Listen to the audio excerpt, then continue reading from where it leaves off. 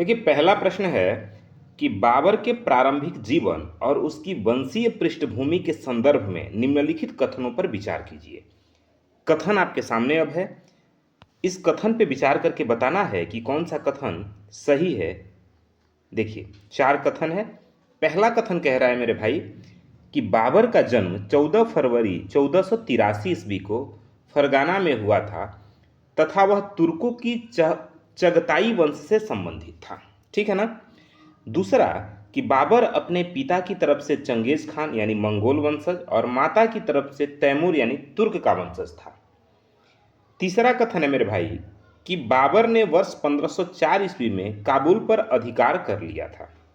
और चौथा कथन है कि बाबर ने वर्ष 1507 ईस्वी में पातशाह की उपाधि धारण की थी, जो इससे पहले किसी भी तिमुरिया शासक ने नहीं ली थी। अब आपको बताना है कि इसमें से कौन सा विकल्प सही है मेरे भाई। ये 4 विकल्प आपके सामने हैं और आपको ये बताना है कि कौन सा विकल्प इसमें सही होगा।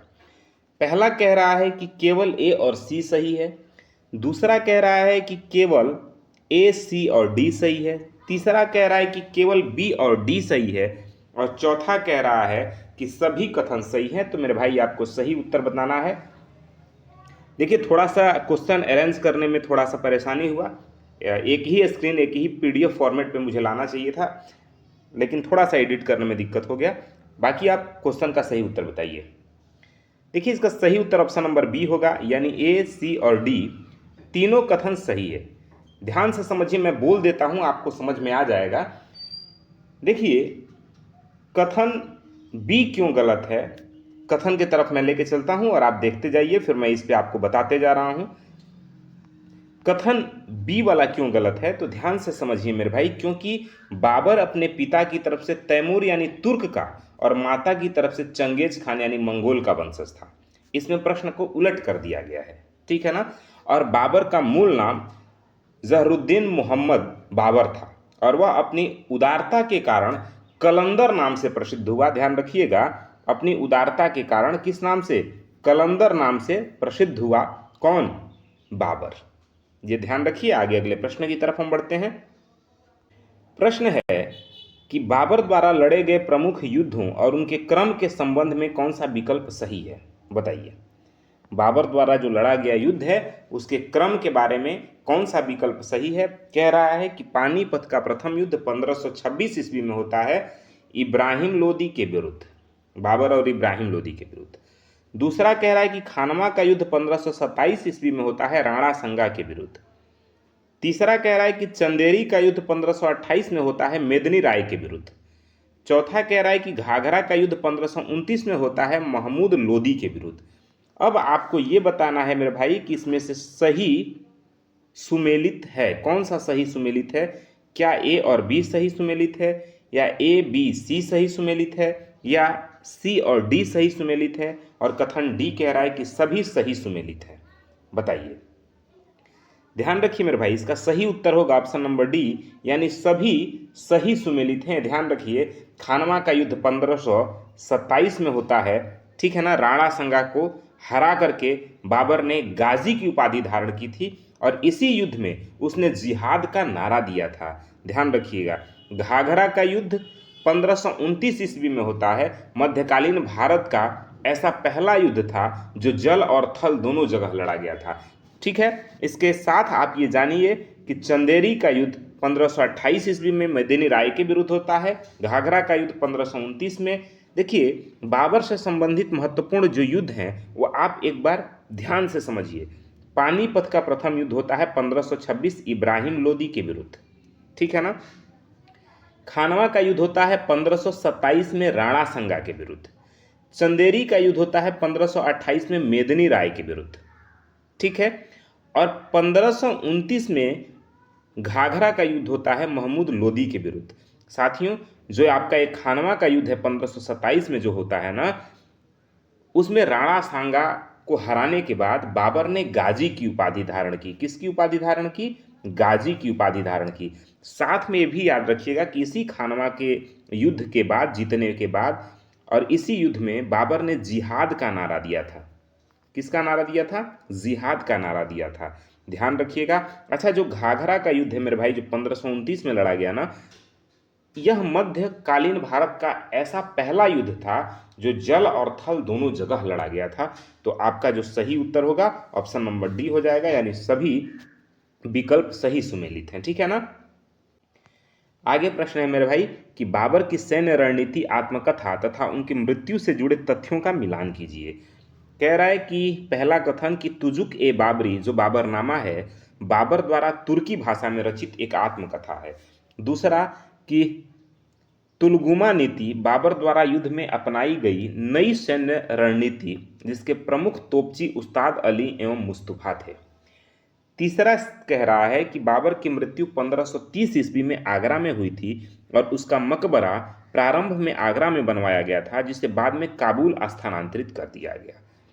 चौथा कह रहा है कि बाबर के पुत्र हुमायूं, कामरान और अस्करी तथा हिंदाल थे। अब आपको ये बताना है कि उपरोक्त में से कौन से कथन सत्य हैं। 4 विकल्प आपके सामने है, बताइए। ध्यान रखिए मेरे भाई, इसका सही उत्तर ऑप्शन नंबर डी होगा, यानी सभी कथन इसके सही हैं। ये बात बिल्कुल ठीक है कि तुजुक ए बाबरी बाबरनामा बाबर द्वारा तुर्की भाषा में रचित एक आत्मकथा है। वहीं तुलगुमा नीति बाबर द्वारा युद्ध में अपनाई गई नीति है। बाबर की मृत्यु 1530 में होती है, जिनका मकबरा आगरा में, बाद में इसे काबुल स्थानांतरित कर दिया गया। और बाबर के पुत्र हुमायूं, कामरान और अस्करी तथा हिंदाल थे। ये सभी कथन बिल्कुल ठीक है। साथ में मेरे भाई ध्यान रखिएगा कि बाबर के अलावा भारत से बाहर जिन मुगल शासकों के मकबरे बने हैं, वे अगर बात करें हम तो जहांगीर, इनका मकबरा लाहौर के पाकिस्तान में है। वहीं बहादुर शाह जफर, इनका मकबरा रंगून यानी म्यांमार में है, ठीक है ना। अच्छा, बाबरनामा का फारसी में अनुवाद अब्दुल रहीम खान खाना ने किया था, ये भी आपको साथ में ध्यान रखना है। बाबरनामा का देखिए, बाबरनामा एक आत्मकथा है जिसको तुजुक ए बाबरी नाम से बाबर ने लिखा, लेकिन तुर्की भाषा में, लेकिन इसका फारसी भाषा में अनुवाद अब्दुल रहीम खान खाना ने किया, ये ध्यान रखिए, ठीक है। बताइए, अगला सवाल है मेरे भाई कि मुगल सम्राट हुमायूं के शासनकाल, उसके भाइयों और उसके द्वारा स्थापित शहरों के संबंध में कौन सा कथन असत्य है यानी गलत है। कथन आप देख लीजिए, ये हुमायूं के बारे में, उनके शासनकाल और उनके भाइयों के स्थापित शहरों के संबंध में एक कथन है।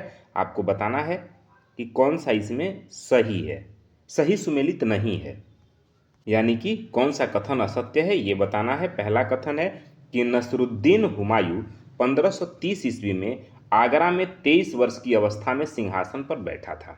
दूसरा कि हुमायूं ने गद्दी पर बैठते ही अपने राज्य को अपने 3 भाइयों कामरान, अस्करी और हिंदाल में नहीं बांटा था, क्योंकि वह राजनीतिक दृष्टि से उसे अपनी सफलता मानता था।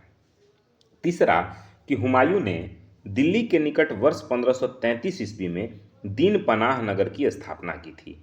चौथा कि हुमायूं ज्योतिष में अत्यधिक विश्वास करता था, इसलिए वह सप्ताह के 7 दिन अलग अलग यानी 7 रंग के कपड़े पहनने के नियम का पालन करता था। अब आपको ये बताना है कि इनमें से कौन सा कथन सही है, बताइए। देखिए, इसके सही कथन की बात करें, सही उत्तर की, तो ऑप्शन नंबर बी इसका सही उत्तर है कि अच्छा, इसमें ये सही क्यों है, क्योंकि हमसे असत्य कथन पूछा जा रहा है और हमारा जो बी है ना वो असत्य है, इसीलिए वो सही है, ठीक है ना। ध्यान रखिए मेरे भाई, एक कथन असत्य क्यों है, क्योंकि हुमायूं ने अपने राज्य का बंटवारा अपने सभी भाइयों में कर दिया था। ये सही स्टेटमेंट है, लेकिन चूंकि इसमें कह रहा है कि बंटवारा नहीं किया गया था, इसीलिए ये सत्य है। हमसे चूंकि असत्य कथन पूछा जा रहा है, विकल्प बी हमारा सही हो जाता है। आगे बढ़िए अगले प्रश्न की तरफ। अगला प्रश्न आपके सामने है, आपको बताना है, बताइए। प्रश्न है कि हुमायूं के प्रमुख युद्धों और उसके शासनकाल के 2 चरणों के संदर्भ में निम्नलिखित सूचियों पर विचार कीजिए। पढ़िए और बताइए, और इसमें से आपको बताना है कि कहीं कौन सा सही सुमेलित है, ये आपको बताना है। कह रहा है देवरा का युद्ध 1531 में हुआ, चौसा का युद्ध 1539 में, कान्नौज यानी बिलग्राम का युद्ध 1540 में और सरहिंद का युद्ध 1555 में। कौन सा सही सुमेलित है ये आपको बताना है। विकल्प आपके सामने है चारों, और बताइए कि प्रयुक्त युद्धों के वर्षों का कौन सा क्रम सही है। बताइए, क्या ए और बी सही है, क्या बी सी डी सही है, क्या ए सी डी सही है, या सभी विकल्प सही क्रम में है। तो ध्यान रखिए मेरे भाई, सही उत्तर ऑप्शन नंबर डी होगा, यानी सभी विकल्प सही क्रम में है, ये आपको ध्यान रखना है। यानी ये बात सही है कि देवरा का युद्ध 1531 ईस्वी में होता है, चौसा का युद्ध 1539 ईस्वी में, कन्नौज यानी बिलग्राम का युद्ध 1540 ईस्वी में, और सरहिंद का युद्ध 1555 ईस्वी में हुमायूं के प्रमुख युद्ध है। ठीक है ना, किसके? हुमायूं के। ध्यान रखिए मेरे भाई कि कन्नौज जो बिलग्राम का युद्ध है जो 1540 में होता है, इसमें पराजित होने के बाद हुमायूं को भारत से बाहर निर्वासित जीवन बिताना पड़ा था, और इस आधार पर हुमायूं का शासनकाल 2 चरणों में विभाजित हो जाता है। ठीक है ना, देखिए जो प्रथम चरण है ना वो 1530 से लेकर के 1540 तक होता है, 1530 से 1540, और दूसरा चरण 1555 से 1556 ईस्वी। ठीक है ना, ये ध्यान रखिएगा। अच्छा, अपने निर्वासन काल के दौरान जो हुमायूं था उसने अमरकोट के राजा बिरसाल के महल में शरण ली थी, यहीं अकबर का जन्म हुआ था, ये ध्यान रखना है आपको। आगे बढ़ते हैं हम अगले प्रश्न की तरफ। ये सभी प्रश्न आपके एनसीईआरटी की किताब से लिए गए प्रश्न हैं। खास करके आज का जो प्रश्न है वो दिल्ली सल्तनत और हुमायूं मुगल काल से संबंधित है। आगे ध्यान दीजिएगा, अगला प्रश्न है कि सूर्यवंश के संस्थापक शेरशाह सूरी और उसके अभियानों के संबंध में निम्नलिखित कथनों का परीक्षण कीजिए कि कौन सा कथन सही है। अब आइए हम कथन पढ़ते हैं। देखिए मेरे भाई, थोड़ा सा आज पीडीएफ बनाने में थोड़ी सी चूकें हुई है कि आपका पीडीएफ फॉर्मेट छोटा हो गया है, 4A में कर दिए हैं हम, तो थोड़ा सा दिक्कत हो रहा है। इसको कोशिश करेंगे जब अगली बार हम पीडीएफ तैयार करें तो बेहतर क्वालिटी में हो। कथन देखिए, कथन है, पहला कथन कह रहा है कि शेर शाह का असली नाम फरीद था, जिसे शेर खां की उपाधि बहार खां लोहानी ने दी थी। ध्यान से समझिए, पहला कथन कह रहा है कि शेर शाह का असली नाम फरीद था, जिसे शेर खां की उपाधि बहार खां लोहानी ने दी थी। दूसरा कि चौसा के युद्ध में विजय प्राप्त करने के बाद उसने शेर शाह की उपाधि ग्रहण की थी। तीसरा कथन है कि शेर शाह सूरी ने हुमायूं को चौसा के युद्ध में यानी 1539 ईस्वी में तथा कन्नौज के युद्ध 1540 ईस्वी में हराकर 1540 से 1545 ईस्वी तक भारत पर शासन किया। और चौथा कथन है कि वर्ष 1545 ईस्वी में कलिंजर का अभियान शेर शाह का अंतिम सैन्य अभियान था, जिसमें एक गोले के विस्फोट से उसकी मृत्यु हो गई। अब चारों कथन में आपको ये बताना है कि कौन सा विकल्प सही है। ये विकल्प आपके सामने है, आपको बताना है कि कौन सा सही है। तो ध्यान रखिए मेरे भाई, इसका जो सही उत्तर होगा ना वो ऑप्शन नंबर डी होगा, यानी सभी कथन पूर्णतः सही हैं। ध्यान रखिए मेरे भाई, ये बात बिल्कुल ठीक है कि शेर शाह का असली नाम फरीद था, जिसे शेर खां की उपाधि बहार खां लोहानी ने दी थी। साथियों, साथ में ध्यान रखिएगा कि चौसा के युद्ध में विजय प्राप्त करने के बाद शेर शाह की उपाधि धारण की, यानी शेर खां ने शेर शाह की उपाधि धारण की थी, यह ध्यान रखना है। जिसका नाम फरीद था उसने शेर शाह की उपाधि धारण की। किस विजय के बाद? तो चौसा के युद्ध के विजय के बाद। साथियों, साथ में ध्यान रखिए, शेर शाह सूरी ने हुमायूं के साथ चौसा का युद्ध 1539 ईस्वी में लड़ा, कन्नौज का युद्ध 1540 ईस्वी में, ठीक है ना। उसके बाद 1540 से 1545 ईस्वी तक भारत पर शासन किया। ये भी बात बिल्कुल ठीक है कि 1545 ईस्वी में कलिंजर का अभियान शेर शाह का अंतिम सैन्य अभियान था, जिसमें गोले के विस्फोट के कारण इसकी मृत्यु हो गई थी। तो सभी कथन हमारे बिल्कुल ठीक हैं, ध्यान रखिएगा। साथियों, ये भी ध्यान रखिए, महत्वपूर्ण फैक्ट है जो एग्जाम में पूछा जाता है कि शेर शाह सूरी ने प्रशासनिक सुधारों के तहत रुपया नामक सिक्का चलाया। रुपया नामक सिक्का जो चांदी का था, ठीक है ना, चांदी का रुपया और तांबे का सिक्का चलाया, जिसे दाम कहा गया, ठीक है ना। फिर से समझिए, चांदी का सिक्का जिसे रुपया कहा गया और तांबे का सिक्का जिसे दाम कहा गया उसने चलवाया था। साथ में ग्रांड ट्रंक रोड यानी जीटी रोड की मरम्मत भी करवाई थी, ये ध्यान रखिएगा। आगे हम बढ़ते हैं अगले प्रश्न की तरफ। क्वेश्चन आपके सामने है, क्वेश्चन नंबर 7 है। पहले प्रश्न देखिए, फिर हम विकल्प देखते हैं। प्रश्न है कि शेर शाह सूरी के प्रशासनिक सुधारों और उसके निर्माण कार्यों के संदर्भ में निम्नलिखित कथनों पर विचार कीजिए। शेर शाह सूरी के प्रशासनिक सुधार और निर्माण कार्य के बारे में कथन दिया गया है और आपको पढ़ के बताना है कि कौन सा कथन सही है। साथियों, पहला कथन है कि शेर शाह सूरी ने सिंधु नदी से बंगाल तक शेर शाह सूरी मार्ग यानी ग्रांड ट्रंक रोड का निर्माण करवाया था। दूसरा कि शेर शाह का मकबरा बिहार के सासाराम में एक झील के बीच स्थित टीले पर बना है। तीसरा कि शेर शाह के शासनकाल में भूमि को उत्पादकता के आधार पर उत्तम, मध्यम और निकृष्ट श्रेणी में वर्गीकृत किया गया था तथा भूमि नापने के लिए सिकंदरी गज का प्रयोग किया जाता था। और चौथा कि कबूलियत और पट्टा प्रथा की शुरुआत तथा डांक प्रथा का प्रचलन शेर शाह द्वारा ही किया गया। अब आपको ये बताना है कि उपर्युक्त में से कौन से कथन सही हैं। 4 विकल्प आपके सामने है, बताइए कि कौन सा कथन सही है।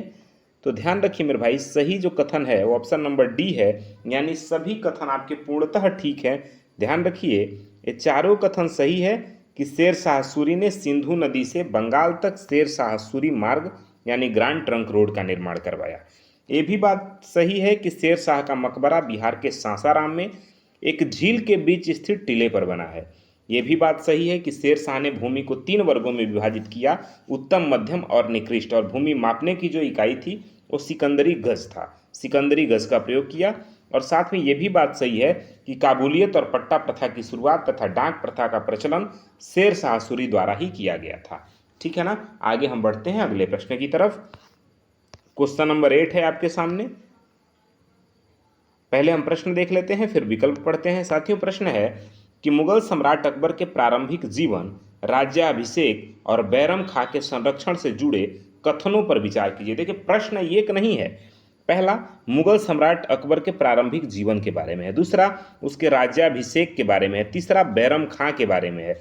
अब आपको इनके कथनों पर विचार करना है। आइए हम कथन देखते हैं और फिर चर्चा करते हैं इस पे। देखिए, पहला कथन कह रहा है कि अकबर का जन्म 1542 ईस्वी में हुमायूं के प्रवास के दौरान अमरकोट में राणा बिरसाल के महल में हुआ था तथा उसकी मां का नाम हमीदा बानो बेगम था। दूसरा कि अकबर का राज्याभिषेक 1556 ईस्वी में पंजाब के कालानौर में हुआ था।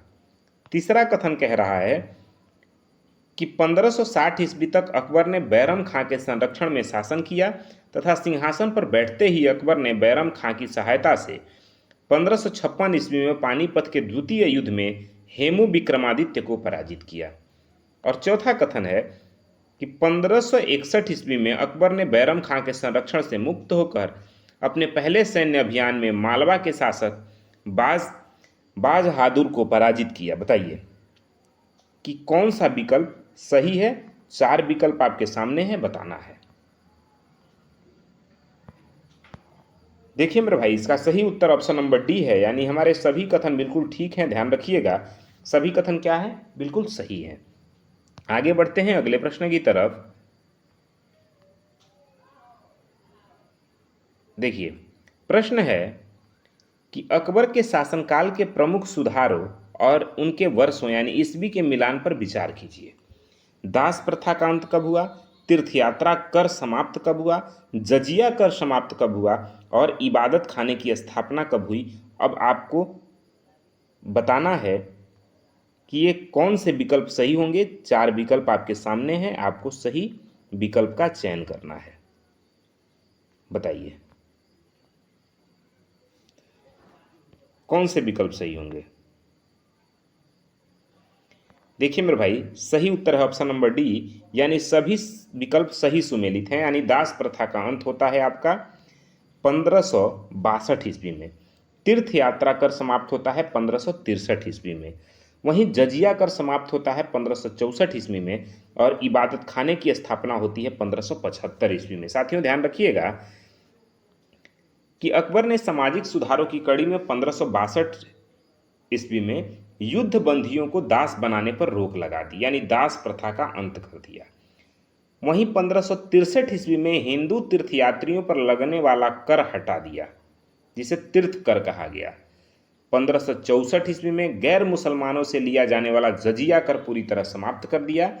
और इसके अलावा 1575 में फतेहपुर सीकरी में इबादत खाने की स्थापना की गई, जहां सभी धर्मों के विद्वान साथ धार्मिक चर्चाएं बैठकर कर सकें। बात समझ में आ रहा है? चलिए अब हम आगे बढ़ते हैं अगले प्रश्न की तरफ। प्रश्न है साथियों कि अकबर के धार्मिक और सांस्कृतिक विकास के संदर्भ में निम्नलिखित कथनों का परीक्षण कीजिए और फिर सही कथन आपको बताना है। देखिए मेरे भाई, कथन है पहला कि 1579 ईस्वी में अकबर ने मजहर की घोषणा की, जिसके द्वारा धार्मिक मामलों में सर्वोच्च अधिकार उसने अपने हाथ में ले लिया। दूसरा कि 1582 ईस्वी में अकबर ने सभी धर्मों के उत्तम सिद्धांत को लेकर तौहीदे इलाही या दीने इलाही नामक नए धर्म की स्थापना की, जिसे स्वीकार करने वाला प्रथम एवं अंतिम हिंदू शासक बीरबल था। तीसरा कि 1583 ईस्वी में अकबर ने इलाही संवत की शुरुआत की तथा राजधानी को लाहौर स्थानांतरित किया। चौथा कि 1580 ईस्वी में अकबर ने भू राजस्व के लिए दहसाला पद्धति लागू की, जिसमें उसे राजा टोंडरमल का साथ मिला। अब आपको ये बताना है कि इनमें से कौन सा विकल्प सही होगा। 4 विकल्प आपके सामने हैं, ध्यान से पढ़िए और बताइए। देखिए मेरे भाई, सही विकल्प की बात करें तो ऑप्शन नंबर डी सही होगा, यानी आपके सभी कथन पूर्णतः सही हैं। ध्यान रखिए, 1579 ईस्वी में अकबर ने मजहर की घोषणा की, जिसके द्वारा धार्मिक मामलों में सर्वोच्च अधिकार उसने अपने हाथ में ले लिया। दूसरा, 1582 में तौहीदे इलाही या दीने इलाही नामक नए धर्म की स्थापना की, जिसका जो स्वीकार करने वाला एकमात्र शासक हिंदू बीरबल था।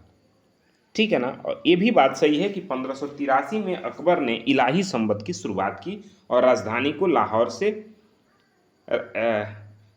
को लाहौर स्थानांतरित कर दिया। और ये भी बात सही है कि 1580 ईस्वी में राजा टोडरमल के द्वारा धसाला पद्धति की शुरुआत की गई। ठीक है ना।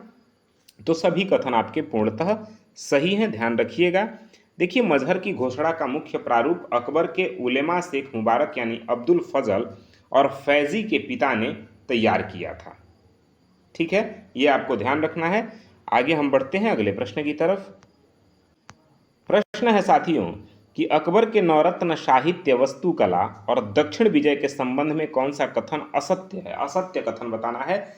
अकबर के नवरत्न के बारे में, साहित्य के बारे में, वास्तुकला के बारे में और दक्षिण विजय से संबंधित कौन सा कथन असत्य है, ये बताना है। प्रश्न एक है, लेकिन बहुत सारे इसमें प्रश्न छुपे हुए हैं। साथियों, पहला कथन है कि अकबर के दरबार में नवरत्न में के रूप में बिरबल, मानसिंह, फैजी, टोडरमल, अब्दुल रहीम खान खाना, अबुल फजल, तानसेन, हकीम हुमाम और मुल्ला दो प्याजा शामिल थे। दूसरा कि अबुल फजल ने आईने अकबरी तथा अकबरनामा की रचना की थी। तीसरा कि अकबर ने महाभारत का फारसी भाषा में रजमनामा नाम से अनुवाद बदायूनी तथा नकीब खां द्वारा करवाया था, जबकि पंचतंत्र का अनुवाद अबुल फजल ने अनवार ए सुहैली नाम से किया। वहीं 1571 ईस्वी में अकबर ने गुजरात विजय के उपलक्ष्य में फतेहपुर सीकरी नगर की स्थापना की और उसमें प्रवेश के लिए इंडिया गेट बनवाया। अब आपको ये बताना है कि कौन सा कथन सही है, बताइए। देखिए मेरे भाई, सही जो विकल्प है ऑप्शन नंबर डी है, क्योंकि आपसे असत्य कथन पूछा था ना। ठीक है ना, असत्य कथन। तो असत्य कथन ध्यान रखिए मेरे भाई, ऑप्शन नंबर डी है। यानी ये बात गलत है कि गुजरात विजय के उपलक्ष्य में अकबर ने फतेहपुर सीकरी नगर बसाया, ये कथन गलत है। साथियों, गुजरात विजय के उपलक्ष्य में अकबर ने फतेहपुर सीकरी में प्रवेश के लिए बुलंद दरवाजा बनवाया, यानी दुनिया का सबसे ऊंचा प्रवेश द्वार बनवाया था। ठीक है ना कि इंडिया गेट। ये ध्यान रखिएगा।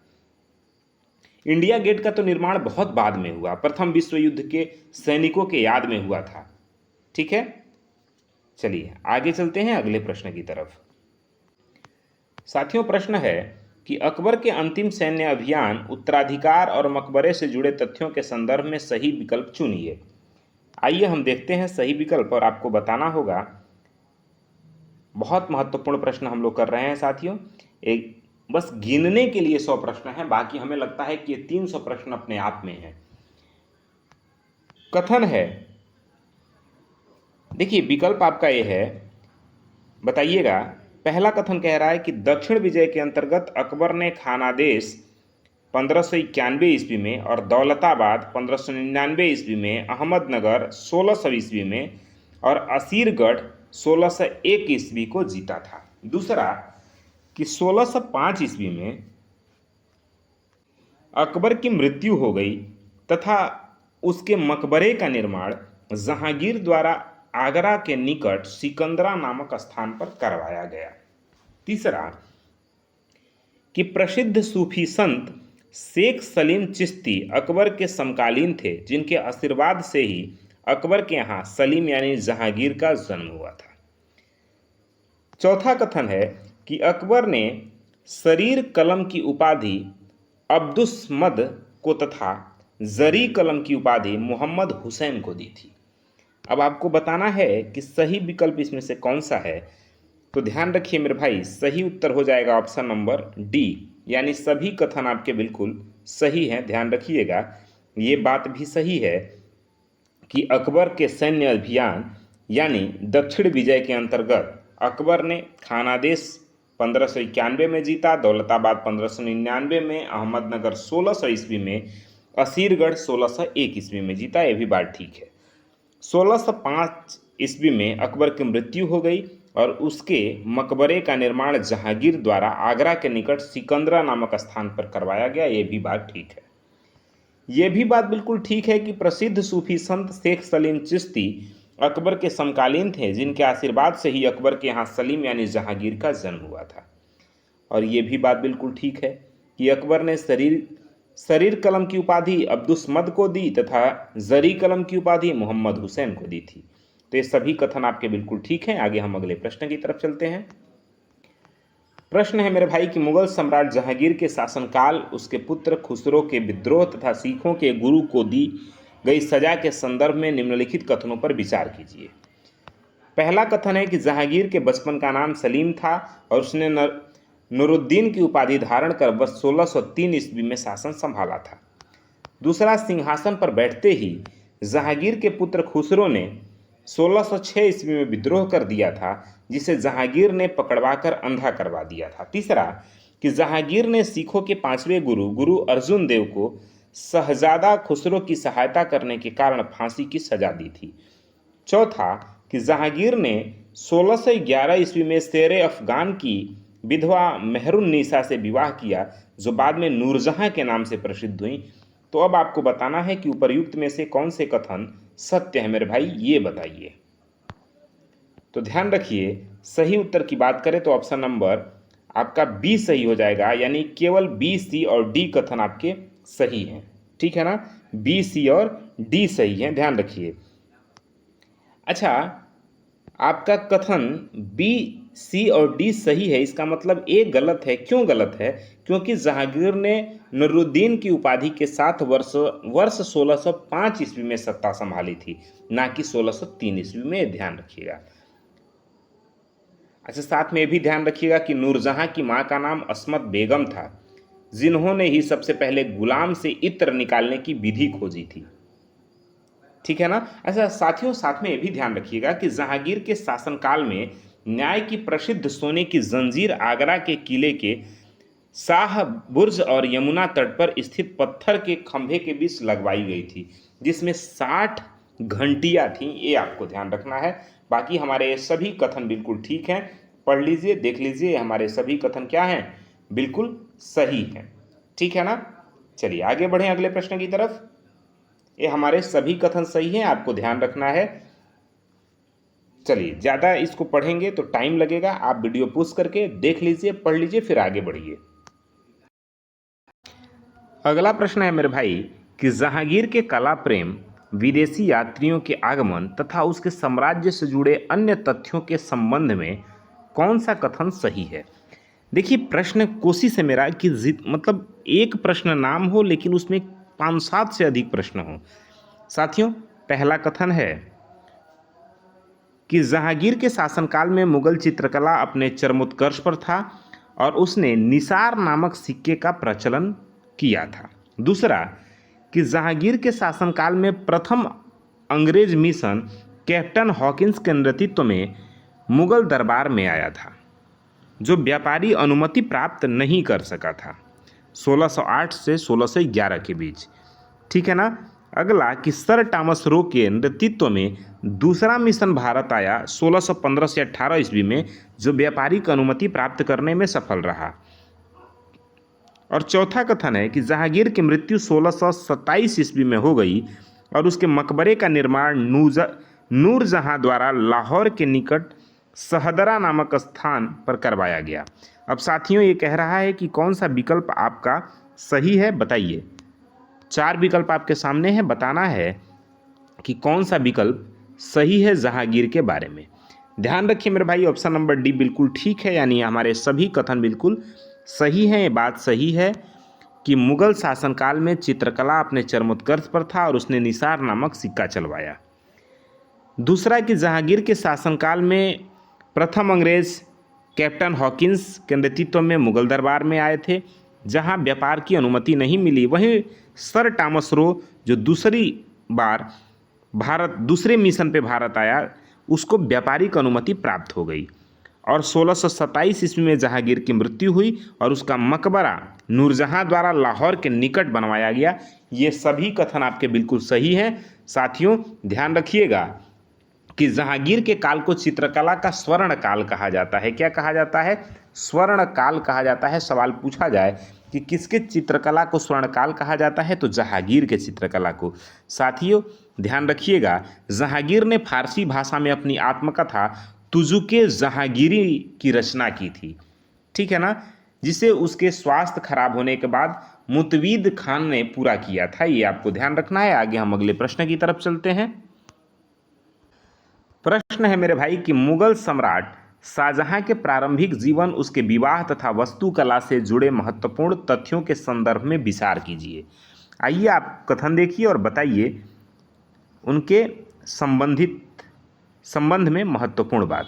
साथियों, पहला कथन है कि शाहजहां के बचपन का नाम खुर्रम था और उसका विवाह नूरजहां के भाई आसफ खां की पुत्री अर्जुमंद बानो बेगम यानी मुमताज महल से हुआ था। दूसरा, कि शाहजहां ने दिल्ली के निकट शाहजहांबाद नगर की स्थापना की और आगरा से राजधानी इस स्थान पर परिवर्तित किया, यानी आगरा से शाहजहांबाद राजधानी को शिफ्ट किया शाहजहां ने।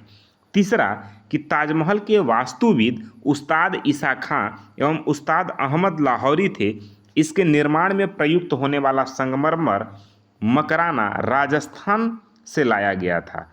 चौथा कथन है कि शाहजहां ने मयूर सिंहासन यानी तख्ते ताऊस का निर्माण करवाया था, जिस पर बैठने वाला अंतिम मुगल शासक मोहम्मद शाह रंगीला था। अब आपको ये बताना है कि 4 विकल्प हैं, चारों में से कौन सा विकल्प सही है, बताइए। साथियों, इसका जो सही उत्तर होगा ऑप्शन नंबर डी होगा आपका, यानी सभी कथन बिल्कुल सही हैं। ध्यान रखिए मेरे भाई, ये बात सही है कि शाहजहां के बचपन का नाम खुर्रम था और उसका विवाह नूरजहां के भाई आसफ खां की पुत्री अर्जुमंद बानो यानी मुमताज महल से हुआ। ये भी बात सही है कि शाहजहां ने दिल्ली के निकट शाहजहांबाद नगर की स्थापना करवाई और अपनी राजधानी बनवाया। ये भी बात सही है कि ताजमहल के वास्तुविद उस्ताद ईसा खां और उस्ताद अहमद लाहौरी थे। ठीक है ना। इसमें जो संगमरमर मकराना का निर्माण हुआ वह राजस्थान से लाया गया। ये भी बात सही है कि मयूर सिंहासन यानी तख्ते ताऊस का निर्माण शाहजहां ने करवाया और उस पर बैठने वाला अंतिम मुगल शासक मोहम्मद शाह रंगीला था। ये सभी कथन आपके बिल्कुल सही हैं। साथियों, ये ध्यान रखिएगा कि ताजमहल का निर्माण कार्य 1632 ईस्वी में प्रारंभ हुआ था और इसे बनने में 20 वर्ष का समय लगा, यानी 1652 में ये बन के तैयार हुआ। शाहजहां के शासनकाल को वास्तुकला का स्वर्णकाल कहा जाता है और उसने आगरा में जामा मस्जिद, ध्यान रखिए मेरे भाई, आगरा में जामा मस्जिद मोती मस्जिद और दिल्ली में लाल किला यानी किला-ए मुबारक व जामा मस्जिद का निर्माण करवाया। मेरे भाई फिर से आप समझ लीजिए कि शाहजहां ने ताजमहल का निर्माण 1632 ईस्वी में करवाया, वही शाहजहां ने आगरा में जामा मस्जिद का निर्माण करवाया, आगरा में मोती मस्जिद का निर्माण करवाया, दिल्ली में लाल किले का निर्माण करवाया जिसे किला-ए मुबारक कहा गया, और दिल्ली में ही जामा मस्जिद का निर्माण करवाया। तो ये सभी बात बिल्कुल ठीक है। और ध्यान रखिएगा, मयूर सिंहासन को 1739 ईस्वी में फारस आक्रमणकारी एक आया नादिर शाह, और नादिर शाह तख्ते ताऊस को लूट करके लेके चला गया। ये आपको ध्यान रखना है। आगे हम अगले प्रश्न की तरफ चलते हैं, बताइएगा आप लोग। प्रश्न है साथियों कि शाहजहां के शासनकाल में आए विदेशी यात्रियों, साहित्यकारों तथा उसके उत्तराधिकार युद्ध के संदर्भ में निम्नलिखित में से कौन से कथन सही हैं, आपको बताना है। कथन देखिए, लिखा कि फ्रांसीसी यात्री वर्नियर ने सती प्रथा और जगन्नाथ की मूर्ति से अबोध लड़कियों के विवाह का वर्णन किया है, जबकि टेवर्नियर भी इस समय भारत आया था। टेवर्नियर जो जवाहरात और मोतियों का जानकार था, वर्नियर जो एक चिकित्सक यानी डॉक्टर था। दूसरा कथन है कि शाहजहां के दरबार में कविंद्र आचार्य सरस्वती तथा जगन्नाथ पंडित संस्कृत के प्रसिद्ध विद्वान थे, जिसमें से जगन्नाथ पंडित ने रस गंगाधर तथा गंगा लहरी नामक पुस्तक की रचना की। आगे शाहजहां के पुत्र द्वारा सिकोह के उपनिषदों का फारसी में अनुवाद सिर्रे अकबर के नाम से किया गया था, और दारा सिकोह को शाह बुलंद इकबाल के रूप में जाना जाता था। चौथा कि 1658 ईस्वी में दारा एवं औरंगजेब के बीच धर्मत का युद्ध हुआ, जिसमें दारा की पराजय हुई, और इसी के बाद उत्तराधिकार का संघर्ष स्पष्ट रूप से सामने आया। अब आपको ये बताना है कि इनमें से कौन से कथन सही हैं। ध्यान रखिए मेरे भाई, सभी कथन सही हैं, विकल्प डी आपका सही हो जाता है। ठीक है ना। ये भी बात बिल्कुल सही है कि 1658 में दारा और औरंगजेब के बीच धर्मत का युद्ध हुआ। ये भी सही बात है कि शाहजहां के पुत्र दारा सिकोह ने उपनिषदों का फारसी में अनुवाद सिर्रे अकबर के नाम से किया। ये भी बात सही है कि रसगंगाधर और गंगा लहरी के रचयिता पंडित जगन्नाथ शाहजहां के दरबार में प्रसिद्ध विद्वान थे, और साथ में कविंद्र आचार्य सरस्वती भी थे। तो ये सभी कथन आपके बिल्कुल ठीक हैं। ध्यान रखिए मेरे भाई। साथ में जान लीजिए कि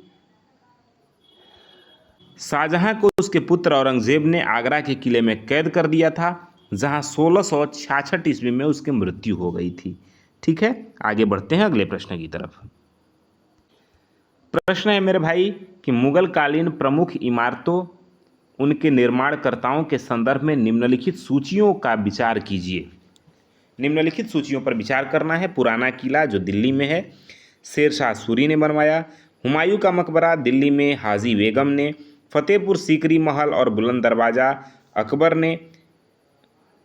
एतमाद-उद-दौला का मकबरा आगरा में नूरजहां। अब आपको बताना है कि इनमें से कौन से कथन, कौन से मिलान सही हैं, बताइए। 4 विकल्प आपके सामने हैं, कौन से विकल्प सही होंगे आपको बताना है। ध्यान रखिए मेरे भाई, सभी विकल्प आपके सही हैं। ऑप्शन नंबर डी सही हो जाता है, यानी पुराना किला जो दिल्ली में है शेर शाह सूरी ने बनवाया। ठीक है ना। वहीं साथ में ध्यान रखिएगा, हुमायूं का मकबरा दिल्ली में हाजी बेगम ने बनवाया। फतेहपुर सीकरी महल और बुलंद दरवाज़ा जो फतेहपुर सीकरी में है अकबर ने बनवाया।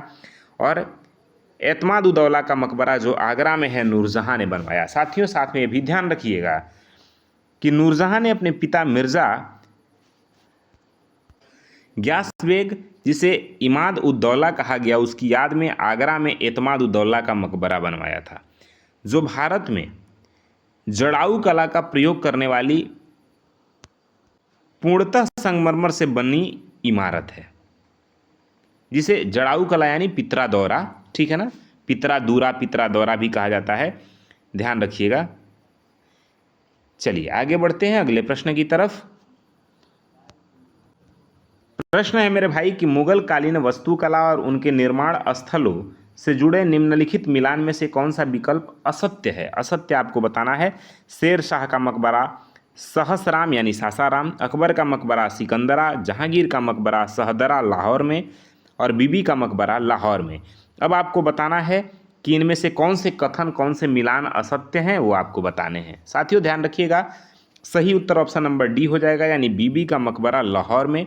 ये असत्य है क्योंकि बीबी का मकबरा औरंगाबाद यानी महाराष्ट्र में स्थित है, जिसे औरंगजेब ने अपनी पत्नी राबिया उद दौरानी यानी दिलरा बानो बेगम की याद में बनवाया था। ये ध्यान रखिएगा, ठीक है।